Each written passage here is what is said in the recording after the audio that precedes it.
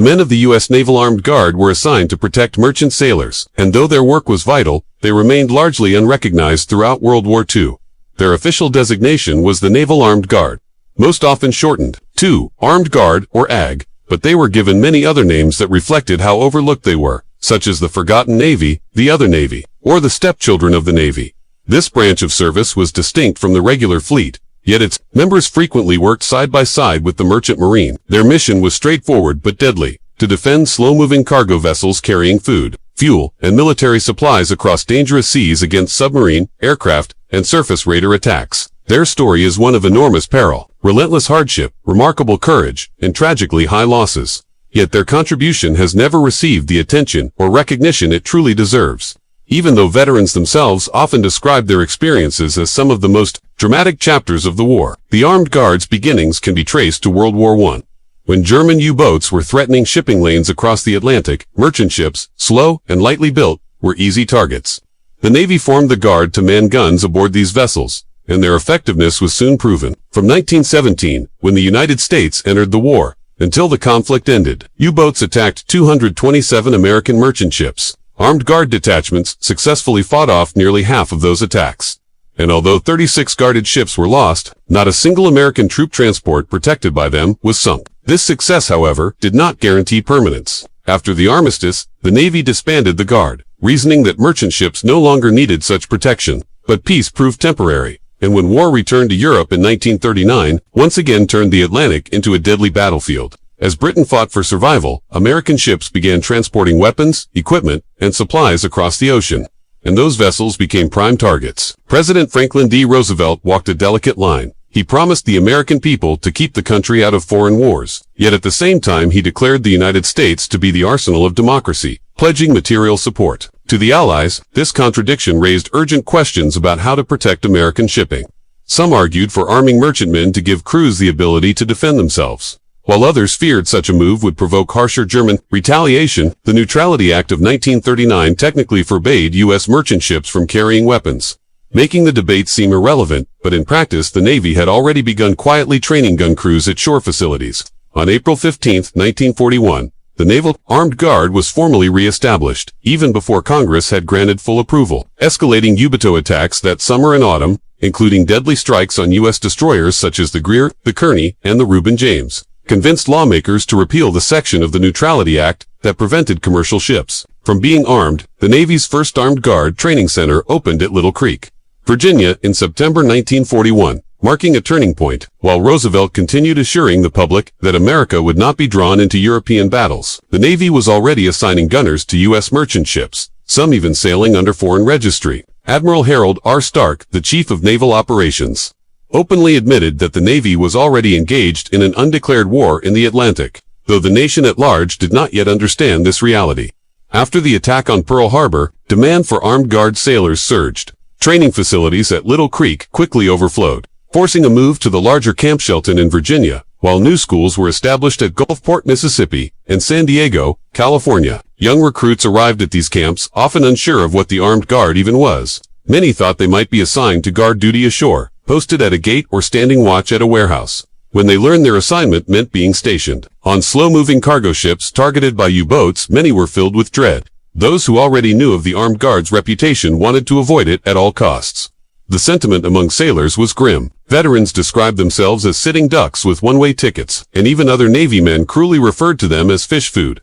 Stories circulated of young sailors who would rather die than be assigned to the Armed Guard. Capturing the fear and fatalism surrounding the duty, training centers even displayed dark-humored slogans. One sign read "Ready, Aim, Abandon Ship," while another mocked the likelihood of being sunk with the words "subsided, subsided, subsided, glub, glub." The bitterness of these men should not be forgotten.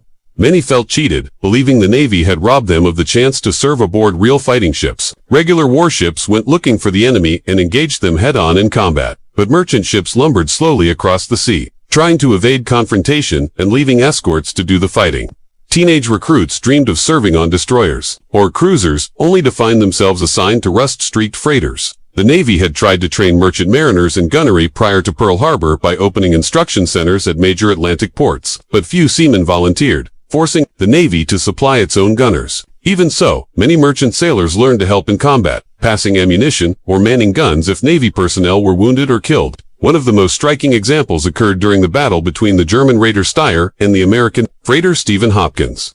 When the Navy gun crew was wiped out, Cadet Edwin O'Hara, a midshipman, fought alone at the deck gun, firing the last rounds of the battle before dying at his post. Despite such courage, armed guard training was often rushed and under-resourced. Shortages of equipment plagued the schools, where sometimes only a single outdated gun was available for hundreds of trainees. At Gulfport, recruits gained their only hands-on experience by drilling aboard an armed yacht. Men learned to handle 20mm automatic cannons and 3-inch deck guns, but often did not get to fire at live targets until they were already at sea facing real threats. Officer training was equally inadequate.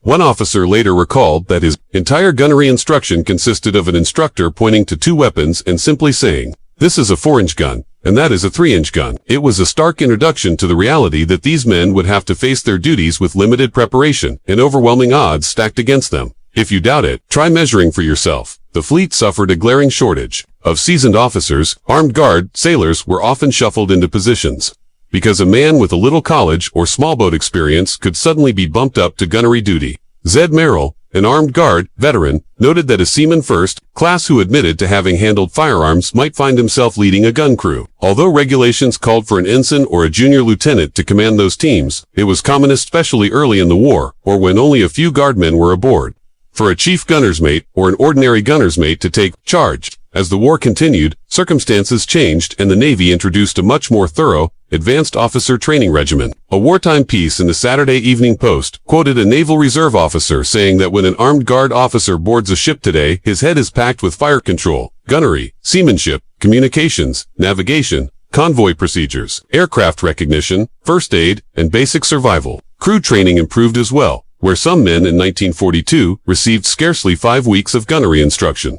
Others, like Bob Gaddy, went through roughly 18 weeks in 1943, including about 5 weeks of advanced schooling at Little Creek, Virginia. After finishing their courses, newly commissioned gunners were sent to one of 3 Naval Armed Guard centers: Brooklyn, New York, New Orleans, Louisiana, or Treasure Island, San Francisco, places that served as barracks, medical stations, clothing depots, and schools, while men awaited ship assignments. Pay, records, and mail were routed through the center to which a gunner belonged. Often a sailor's complaints were less about the guard than about the particular ship he drew. Many green gunners found themselves assigned to aging rust freighters or tankers and wondered if those hulks were really seaworthy. One officer recalled his first ship as filthy, with decks encrusted in rust, gear strewn everywhere, a heap of refuse beginning to crawl, and a tangle of air hoses, fire lines, and electrical cables that made the deck resemble a junkyard of serpents. Others had better luck. One veteran described his vessel as built to ride the waves. Its timbers and fittings were comfortable and supple rather than harshly pounding, and she showed fine wood paneling and gleaming brass despite a hard life. At sea, armed guard detachments served aboard every type of merchant vessel in operation: group transports, tankers, and cargo ships, and one gun crew even sailed on a mule carrier. Most guardmen were posted to Liberty ships. These vessels lacked armor or graceful lines, steamed at about 11 knots, and could carry roughly 7,176 tons in their holds, plus additional cargo on deck. Though crude and hastily built in places, Liberty ships proved surprisingly rugged, surviving tropical storms and Arctic gales. By February 1942, Navy gun crews could be found on merchantmen of the United States, Allied nations, and even some occupied countries. As a signalman, Ralph Dunwoody served aboard British and Canadian ships early in the war and was often the only American serviceman present. At first, American ships received priority for armed guard postings over Panamanian, French, or other flags because there simply were too few guard detachments to go around. The weapons fitted to merchant ships at the start were a hodgepodge of small-caliber machine guns and antique deck guns salvaged from earlier conflicts, some dating back to the Spanish-American War. Many ships carried only machine guns, as light as .30 caliber weapons, more suited to land combat than to shooting down aircraft or engaging submarines. And one gun officer joked that some of the 30s still rode on tripods meant for field service. Another officer recalled the first time his crew fired an antiquated deck gun at a hostile submarine. The blast was so violent that while everyone was busy checking themselves for broken bones, it was impossible to tell whether the sub had been hit. The concussion knocked down stanchions, shattered engine room telegraph glass, wrecked dials, blew a galley clock, tore radiator pipes from their fittings, smashed shaving bottle glass in several cabins, shattered 10 drinking glasses in the saloon, splintered the carpenter's bench, tore out 2 door panels, ripped a galley door off its stove, and even blasted 4 pies out of the oven. Some merchantmen went to sea, effectively unarmed, relying on painted poles and lowered booms, made to look like guns. Others later received much better armament as American industry caught up. .50 caliber machine guns, rapid-fire 20mm autocannons, and 5-inch dual-purpose deck guns, capable of both anti-surface and anti-aircraft fire, were eventually shortages persisted well into early 1945. Armed guard crews were drilled to fight until the decks were awash and the guns were covered. They were permitted to abandon ship only after every option to repel the enemy had been exhausted, and more often than not, they were among the last men to leave a foundering vessel. Aware that other convoy ships usually would not risk stopping to pick them up, a typical armed guard detachment numbered about 27 men, roughly 6 petty officers, a boatswain's mate, 2 gunner's mates, 2 signalmen, and a radio man with larger crews, sometimes adding an extra mate. Officers carried the difficult tasks of maintaining Navy discipline, forging an efficient gun crew, and establishing a working relationship with the ship's master and merchant sailors. Unlike fleet warships, armed guard detachments usually had no doctor permanently assigned. Occasionally a pharmacist's mate sailed with the crew, but most medical needs were handled by a medic and whatever was in the ship's chest until a physician from an escort vessel could be sent or the ship reached port. Living spaces and mess areas were separated. Navy personnel were quartered aft, while the merchant seamen lived amidships, their accommodations divided between the port and starboard sides. The men who lived in the aft quarters of these ships had to endure a constant thundering noise, the steady pounding of the engines, and the ceaseless turning of the propeller shaft. Whenever seas grew rough, the stern would often rise out of the water and vibrate so violently that the exposed screw chopped at the air with a furious rhythm, shaking everything around it. For those who were berthed in the rear of the ship, this was a daily reality that could not be escaped. Life aboard merchant ships also loosened many of the Navy's strict codes. By the standards of the 1940s, discipline in personal appearance was relaxed. Long hair and beards were common because men spent weeks or months without relief, and climate dictated clothing choices far more than regulation. In the tropics, men dressed lightly in dungarees, shorts, sandals, or short sleeves, and some preferred to go shirtless. In the Arctic or on the brutal North Atlantic voyages, the situation reversed entirely. Roland Smith, a gunner's mate, described how they had to wrap themselves in fur-lined coats and trousers, alpaca helmets, face masks, heavy gloves, and even fur-lined goggles just to endure the wind. Beneath this they piled on sweaters, wool, trousers, long underwear, and anything they could find. Leather boots could not withstand the climate, splitting open in the deep cold. So special boots made of rubberized canvas were issued, or heavy felt boots that reached nearly to the knees. Howard Long remembered wearing them because without such gear, the cold would not only numb a man, but cripple him. Yet no matter how well clothed they were, there was no escaping the other danger that stalked them constantly. Submarines. A gunner could never relax, for the first sign of an enemy boat might be nothing more than a torpedo streaking through the water, its phosphorescent wake glowing as it cut toward the ship. That was often the very first warning the crew had. Even when a gun crew managed to open fire, the chances of success were slim. Most of the time the only visible part of a submarine was the periscope, a thin pole breaking the water's surface, almost impossible to hit. As long as the U-boat stayed under the sea, the odds lay heavily in its favor. Only if the commander grew too confident and surfaced for an attack did the balance shift, and then the armed guard had their chance. Many a submarine captain who believed he had found an easy prize quickly discovered how fierce and accurate the guns of the guard could be. Enemy aircraft presented another threat, especially as convoys neared land. At sea, gunners had fewer fears of planes, but as the coastlines drew closer, the danger increased. Unlike submarines, aircraft often gave a sliver of warning, dark specks on the horizon, or the unmistakable hum of engines. That brief notice allowed gunners to ready themselves, and when dozens of ships fired in unison, the result was overwhelming. Their combined fire created a deadly cloud of bursting shells, so thick that one officer remarked even a hummingbird would not survive. Passing through it, a striking example occurred on August 13, 1943, when the convoy MCs-21 was attacked near Spain by about 30 German aircraft. Despite a heavy assault and multiple torpedoes fired, only one found its mark, while the gunners claimed around 15 enemy planes destroyed. German airmen who survived and were pulled from the sea admitted they had been shocked by the wall of flak the convoy threw up, blaming it for their failure.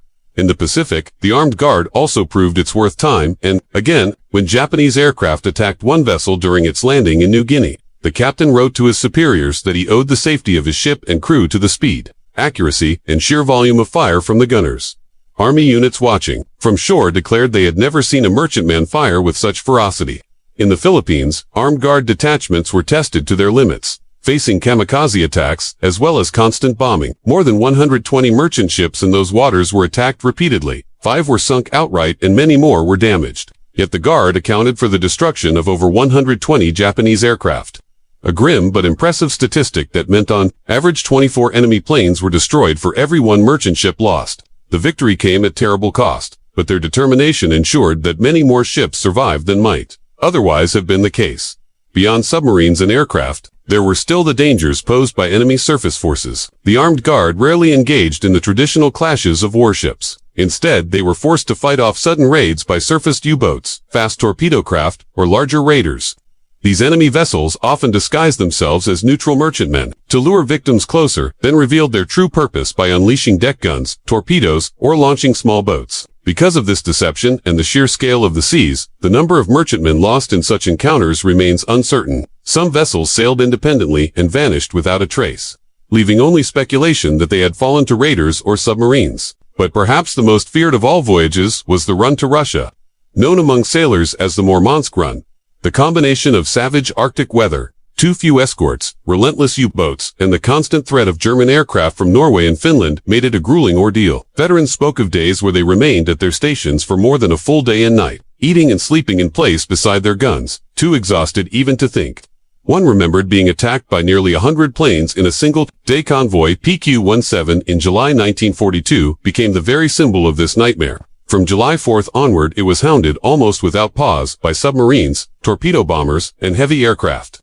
The merchantmen fought with desperate bravery, but they were ill-armed. Only 3 had 3-inch guns, the rest relying mostly on machine guns. The gunners remained at their posts for more than 28 hours, without relief. In the end, only 7 of the original 33 ships reached their destination, a staggering loss that haunted survivors for the rest of their lives. Even when enemy forces were not present, the weather itself fought against them. The North Atlantic could be breathtaking in beauty, yet it was also vicious, unpredictable, and merciless. Sailors spoke of sudden gales that tore down without warning, as though the winds themselves had been waiting to rip a ship apart. Ice was another relentless adversary, freezing solid on decks and weapons until they had to be hacked free with axes and picks. Howard Long recalled how his ship's cannons became useless, frozen stiff, forcing the crew to take cover during an air raid until the ice could be broken away. William Schofield described a strange meeting at sea when his ship encountered a surfaced U-boat during a freezing gale.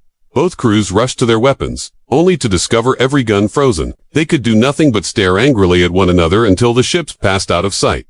Despite these hardships and sacrifices, the men of the armed guard were sometimes dismissed by critics who claimed they lacked education and had been assigned there only because they could not qualify elsewhere. In reality, many went on to distinguished careers after the war. One became a governor, another a Supreme Court judge, and one rose to general after transferring to the Army.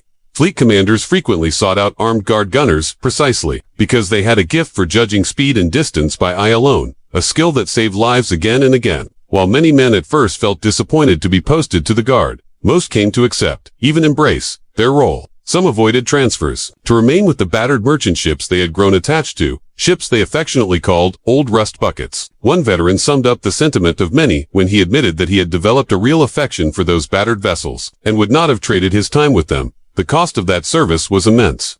By the end of the war, 1,810 members of the armed guard had lost their lives in combat. They encountered the enemy on more fronts, in more varied conditions, than nearly any other unit. Some died instantly when torpedoes or bombs ripped their ships apart. Others burned alive when tankers went up in flames. Many perished slowly, adrift in lifeboats or clinging to rafts in the freezing North Atlantic or beneath the searing sun of the tropics. Their motto was simple: we aimed to deliver, but it carried profound weight. They did far more than aim. They delivered. Their courage earned them 8,033 decorations and commendations, and their valor was recognized not only by the United States but also by Britain, France, and the Soviet Union. In their honor, a destroyer and 5 destroyer escorts were named, along with transports and other ships dedicated to their memory. Even now, when veterans gather to remember, the old motto still hangs proudly, with one addition.